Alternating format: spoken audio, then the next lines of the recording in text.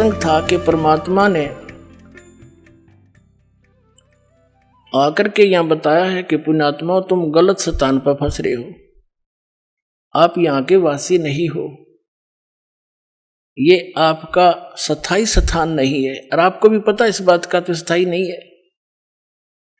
इसका विकल्प ये है कि जितने आप हो, आपके बच्चे, रिश्तेदार, रिलेटिव, उनको पूरी तरह समझाने की चेष्टा करो।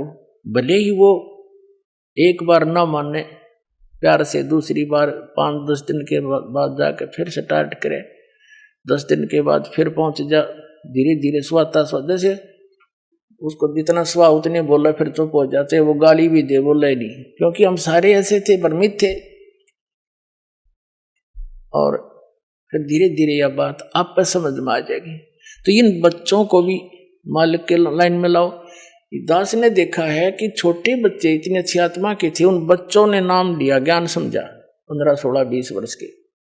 फिर माता पिता संघर्ष करें तो अंदर देवता पूजने छोड़ दिए, समाज पर भी माथा ना टेकता, तो कि हमारा कुपूत पैदा हो गया। किसी कहीं लड़की ने नाम लिया तो उसके पीछे घर के पड़ गए। अब धीरे धीरे उन्होंने सारे परिवार ने आना पड़ा इस ज्ञान समझ के, फिर रोज के नए नए सुख दिए परमात्मा ने।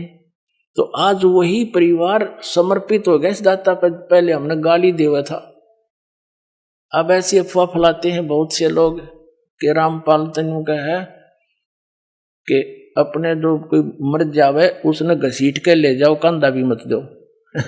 इन्हें झूठ बोलने तो मतलब है और दूसरा काम नहीं। नकलिया ने कोई बात हुई, हम सरेआम कहते हैं संस्कार करो, विधि से ले जाओ, जो बेमतलब के बवंडर है वह ना करो। जैसे मरने वाला मर गया, उसने फूकन की तैयारी कर रहे, अन्यों का भी इसका स्नान कराओ, वो खाक स्नान कराओ है, फूकन जान लाग रहे हैं और उन्हें नुआओ दुआओ। ये बेमतलब की बकवादी ने शुरू करा रखी। फिर क्या है, जैसे कफन है, मुर्दे को ढकने के लिए एक पर्याप्त है। अब क्या परंपरा बना रखी है, आसपास के जितने भी व्यक्ति होंगे, घर हैं जैसे उसके 10-20 घर हैं आसपास के कुल के लोग, तो 10 के 10 चादर डालेंगे उसके ऊपर और उन्हें फिर फूकने जाएंगे। तो बात हुई है, ये एक्स्ट्रा वेजेंस बे मतलब की बकवाद। एक कफन डालो। तो हमारे विरोधियों ने क्या अफवाह फैला रखी थी कि रामपाल तनु का कफन भी मत डालो। रामपाल नु कहा ये एक्स्ट्रा मत डालो, एक अवश्य डालो। ये तो चादर भी डालना तो नाट्य है। बुढ़िया मर जाओ उस पास की 20 चुंदड़ी डालेंगे, 20, एक बतेरी ढक के ले जाना, फूक का आना है। बता क्या मतलब है ये। तो इस तरह की जो अनावश्यक परंपरा है यह खत्म करनी पड़ेगी हमने। कोई बुद्धि से काम लो, नो थोड़ा है कोई किसी के कहने से धक्के से मैं कह रहा हूं, ये ऐसे प्रमाण दूंगा कि आप अपने आप मानना पड़ेगा आपको, इसकी आवश्यकता ही नहीं है। तो इस प्रकार ये जो क्रियाएं हमने अननेसेसरी बना ली, ये परंपराएं, ये भी हमारे भक्ति बाधक है। जो भक्ति नहीं करता कुछ भी करो, हमने क्या दिक्कत है। जो डॉक्टर के ट्रीटमेंट के अंडर है तो डॉक्टर उसी के लिए परहेज बताता है। दूसरा से कितना रोगी हो उसकी दवाई ना ले रहा हो, क्या बताओगा उसको परहेज, कुछ भी खा मर। तो कहने का भाव ये है पुण्यात्माओं कि आप यहां गलत स्थान पर आ गए, ये रहने का स्थान नहीं है। अब परमात्मा ने आकर ये ज्ञान दिया कि और ज्ञान सब ज्ञान डी, कबीर ज्ञान सो ज्ञान। और जैसे गोला तोब का इब करता चला मैदान।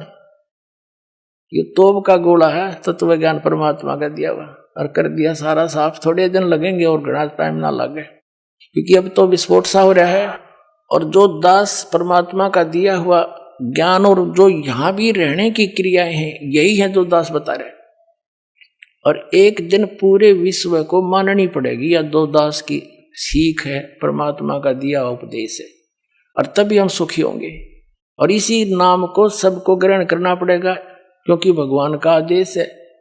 और काल से इस काल भगवान ने अपने वचन में कह रखा है कि कलयुग में कितने जीव ले जाइयो तुम, सतयुग त्रेता द्वापर में थोड़े जीव ले जाना। तो परमात्मा ने 3 युग बाट देखी, इंतजार की इसकी, और इसने 3 युगों में हमारे साथ के जुल्म करा दिए। हमें कितने मजहब बना दिए, नारी नारी भाषा बना दी, 100-200 किलोमीटर के बाद जाकर भाषा बदल जाती है। बता किस किस ने समझावे।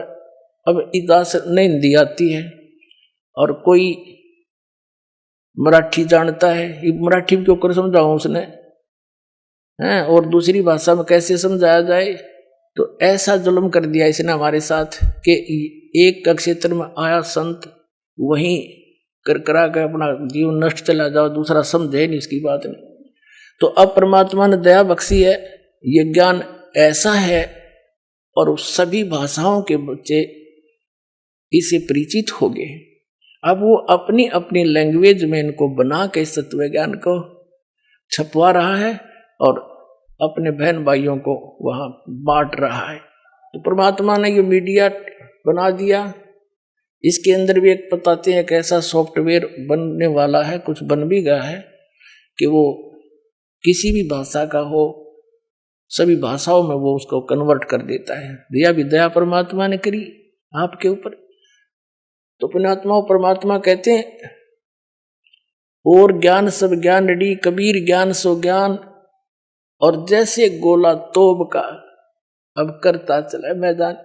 तोब के गोले का आगे किले नहीं डटया करे हैं, एक का बढ़ा दिया करे, 2-3 लागे बात तो निशान नहीं पावे। तो ये परमात्मा का तोब का गोला है। और ये सोच ले एक किस्म का भी परमाणु बन गया।